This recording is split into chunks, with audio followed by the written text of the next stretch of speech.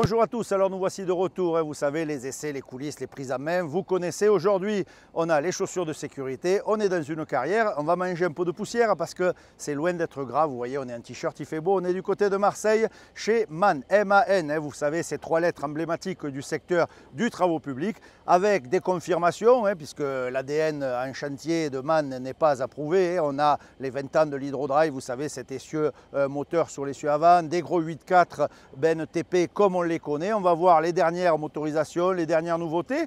Également les nouvelles énergies, puisque à un secteur TP, MAN arrive également avec de l'électrique. On va faire un petit tour d'horizon, mais sans plus attendre, passons au volant, parce que c'est là où on est le mieux.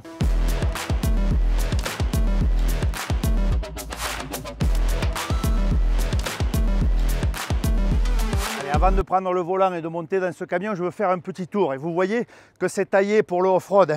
Regardez la garde au sol, 45 degrés d'angle d'attaque. On voit que les pneus, c'est du costaud. C'est un modèle full suspension mécanique.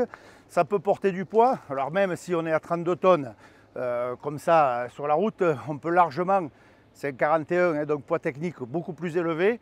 En carrière, vous pouvez y aller, vous pouvez charger. Mais mieux que des longs discours, on va passer au volant, histoire de voir ce que ça vaut. Allez, suivez-moi.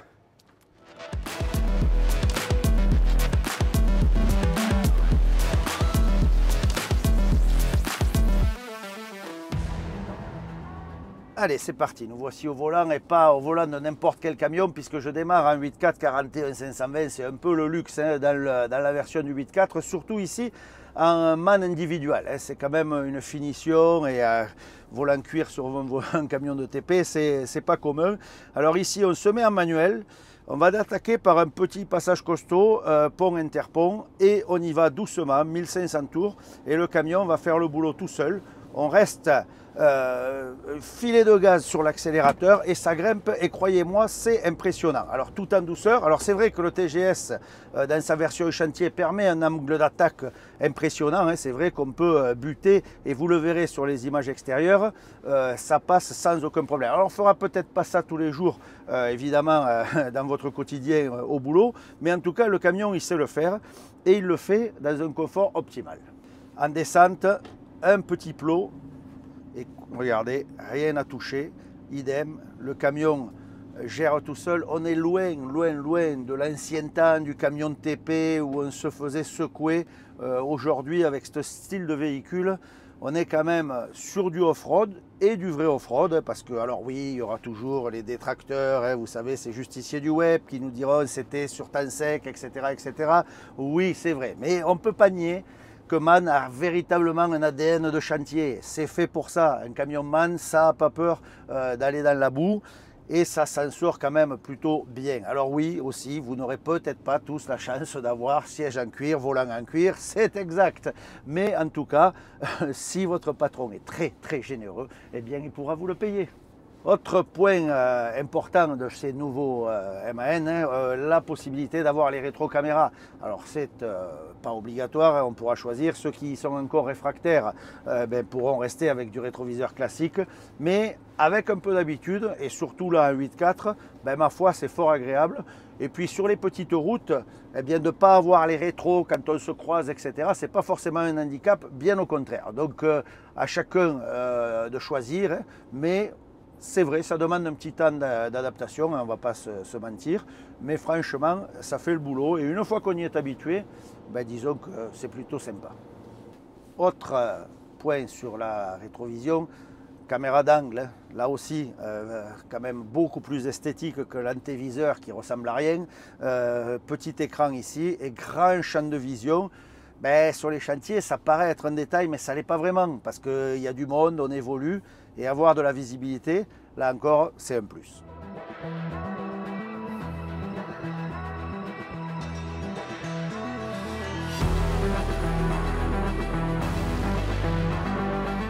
Passage un peu plus technique.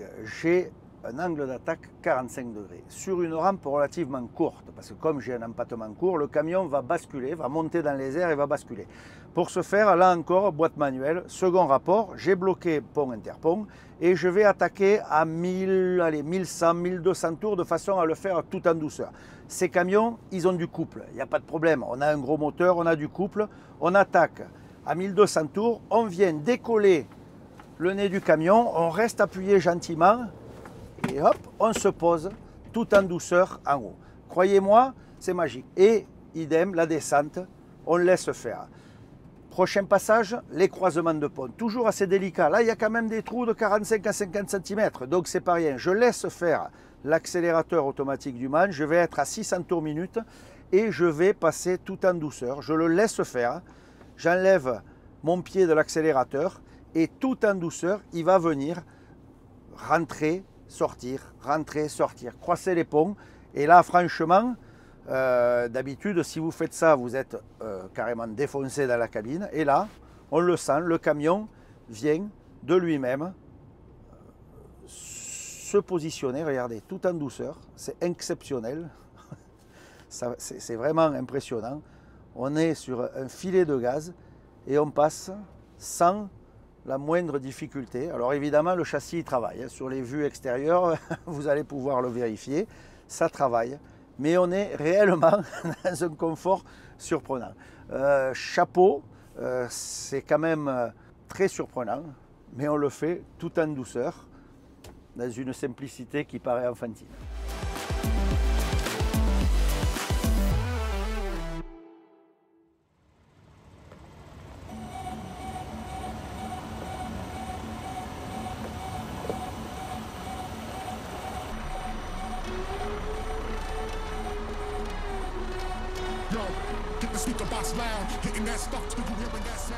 Allez, deuxième camion essayé, et là encore, petit bijou de technologie, hein, 18-520 en tracteur solo. Alors, je vais dire, mais pourquoi il est en solo?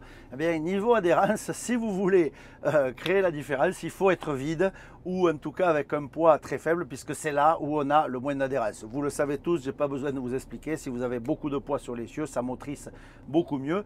Eh bien ici, on va justement jouer la motricité minimum.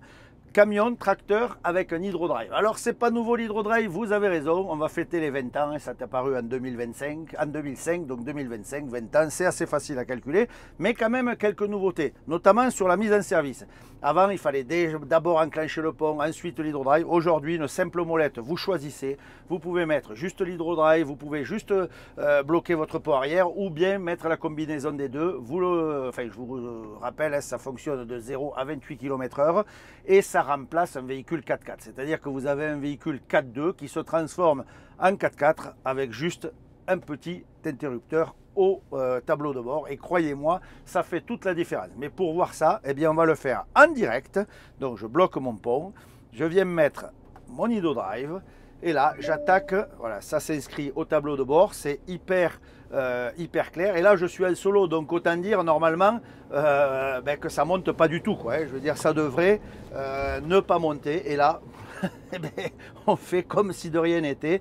On vient de se taper une petite côte comme ça, et croyez-moi, avec un 4x2 traditionnel, vous restez en bas, hein, c'est obligé, ça ne peut pas monter une telle côte. Et bien avec l'hydrodrive, un simple claquement de doigts et le véhicule se transforme en 4x4.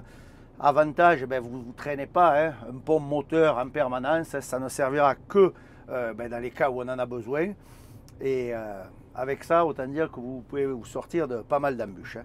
En tout cas, à l'utilisation, une simplicité incroyable.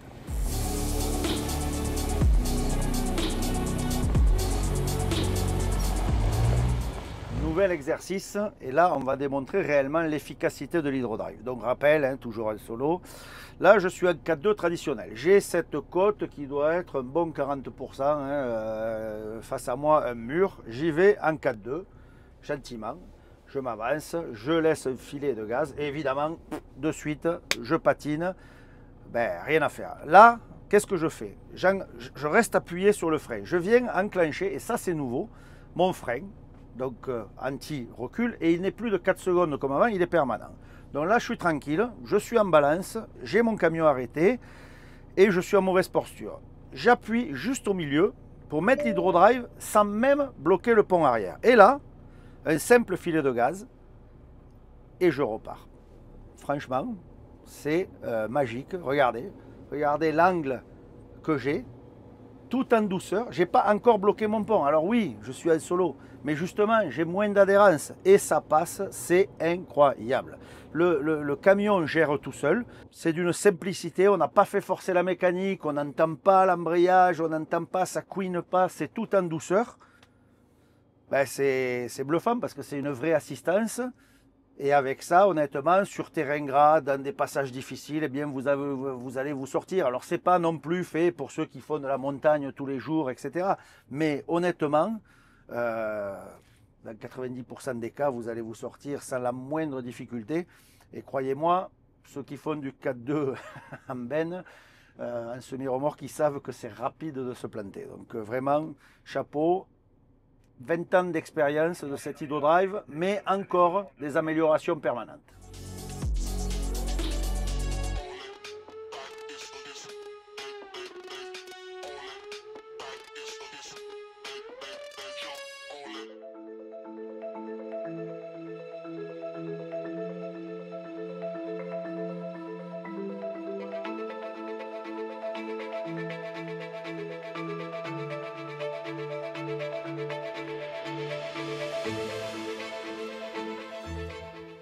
Allez, nouveau camion, on change de décor, mais on reste dans le même esprit. Hein, 8.4 toujours, 35 440, donc c'est toujours un D26, hein, moteur D26 qu'on connaît, hein, un classique chez MAN, mais en version 440 chevaux, qui, soyons honnêtes, sera le plus commun, surtout sur une configuration 8.4, et je dirais que déjà, c'est pas mal.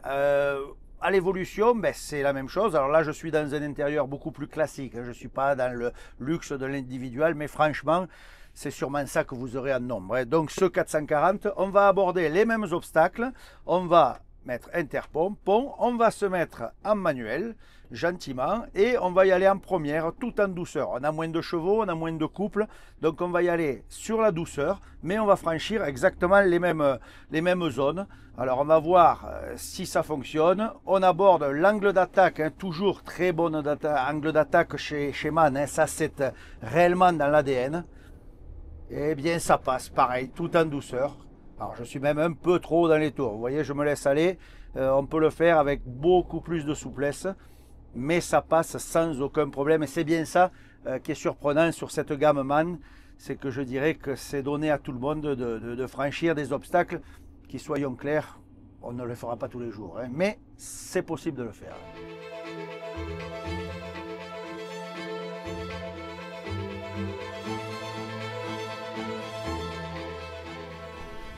Autre aide à la conduite très intéressante chez MAN, ce fameux frein de giration. Et c'est un frein qui va nous permettre de tourner pour plus court. Alors, allez, je le fais un coup sans, c'est-à-dire que je vais entamer mon cercle. Alors, j'ai défait mon pont, mon interpont, etc.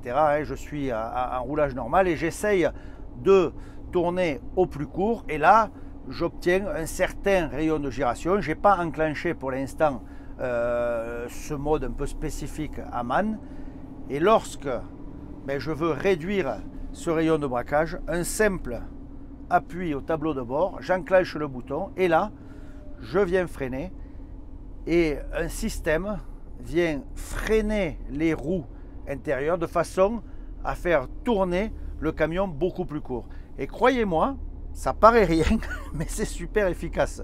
Et je peux vous dire que pour certaines zones un peu compliquées, eh bien, ça va faire parfaitement le boulot.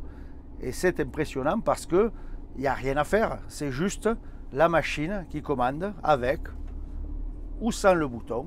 Et carrément, on voit la différence. Et ça, encore une fois, hein, c'est l'ADN du BTP de chez MAN. Il n'y a pas à tortiller. Ces Allemands, ils savent faire.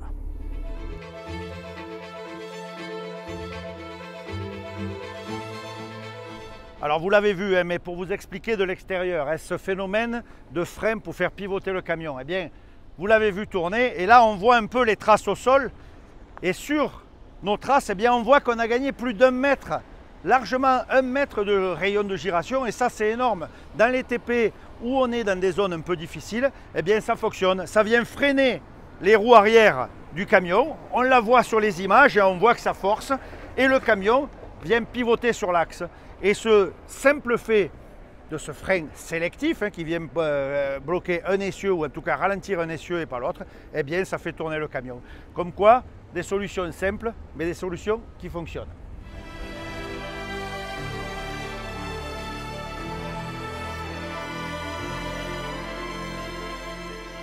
Allez, je ne boude pas mon plaisir puisque eh bien, avec ce 440, on va aller faire les mêmes passages que ce qu'on a eu la chance de faire avec le 520 et on va l'aborder à peu près de la même façon. Je bloque pont, interpont et j'arrive, allez, en manuel. Je me mets en première voire seconde, tout en douceur et on va passer la zone.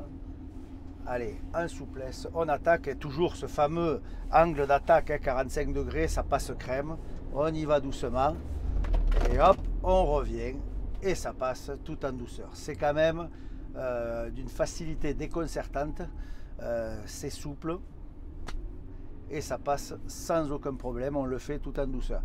Là où je vais peut-être faire forcer un petit peu la chose, je vais enlever pont et interpont et je vais faire ces passages de pont. Il va arriver un moment où normalement, eh bien, je n'aurai plus d'adhérence et on va voir, une fois immobilisé, le simple fait de réenclencher l'interpont et le blocage, on va passer sans problème. Mais le plus surprenant, c'est qu'au départ, même sans rien, ça passe.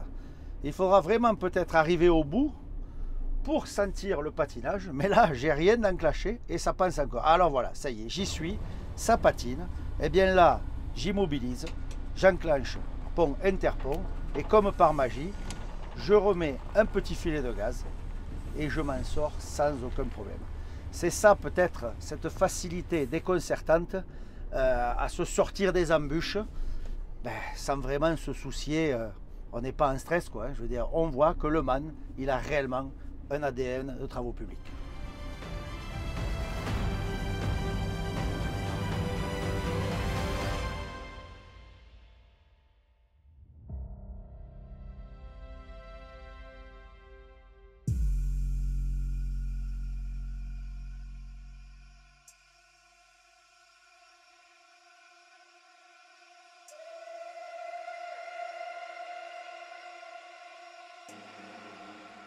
BTP, mais aujourd'hui BTP ça rime aussi avec électrique. Je suis dans un ITGS, alors c'est vrai que de l'extérieur, c'est peut-être d'ailleurs une bonne chose pour la réussite, c'est que eh bien ça change pas grand chose.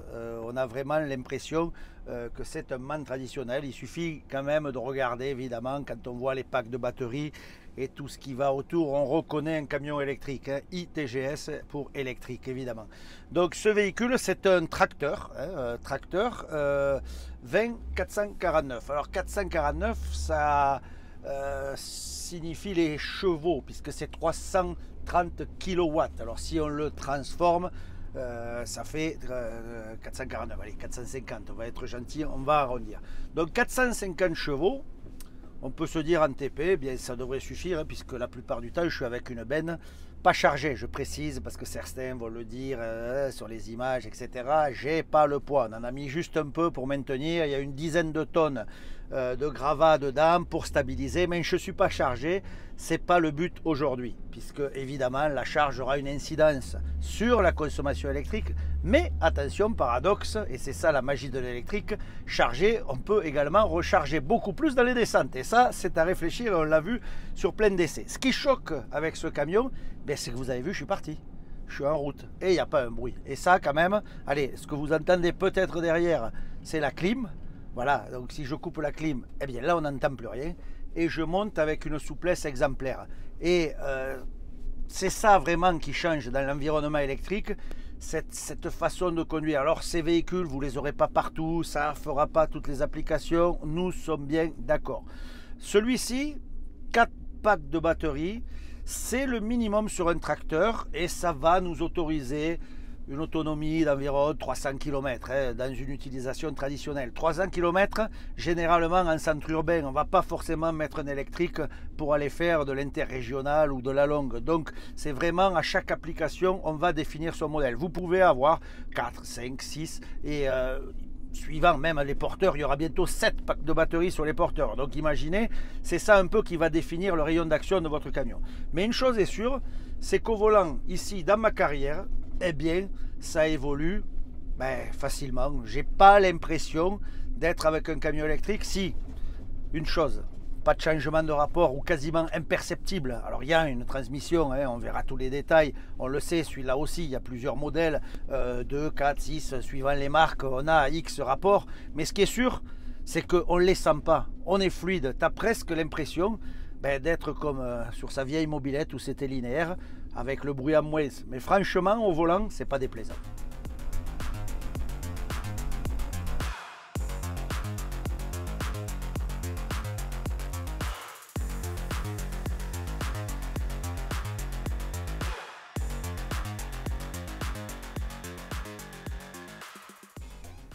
Alors, autre point fort des camions et des véhicules électriques en général, ici le One Pedal Drive. Une descente 12%. Je viens de relâcher ma pédale d'accélérateur, et bien le camion ralentit tout seul et magie régénère l'électricité. C'est-à-dire, je recharge, je le dis souvent, mais dans un camion gasoil, lorsque vous descendez, certes, ça consomme zéro, mais vous ne remettez pas du gasoil dans le réservoir. Eh bien ici, oui, on recharge les batteries. Alors rappelez-vous, je vous ai dit 330 kW pour le moteur. Vous pouvez avoir un 400 kW. Ça, c'est une option, c'est une autre motorisation. Alors sur le plat, ça ne va pas vous changer grand-chose. Par contre, à la régénération, là, vous allez plus récupérer. Évidemment, puisqu'on vient inverser le champ électrique, on reprend plus d'énergie. Tout ça, c'est pratique. Et regardez, le ralentisseur, l'intardeur, ici c'est pas ça, mais je peux jauger mon niveau de ralentissement et donc mon niveau de recharge. Là encore, magie de la fée électricité, il va quand même falloir réapprendre à utiliser les camions. Il y a certaines bases qu'on interdisait avant et qu'aujourd'hui on va obliger sur ce type de véhicule. Mais ça, ce côté-là, certes, ça fait grincer les dents, je vois déjà les commentaires, mais croyez-moi, quand vous avez goûté, peut-être vous évoluerez sur votre façon de voir les choses. En tout cas, pour ma part, vous le savez, je le répète assez souvent, même en étant un diesel addict, je dois dire que ces véhicules électriques, il ne manque pas d'intérêt.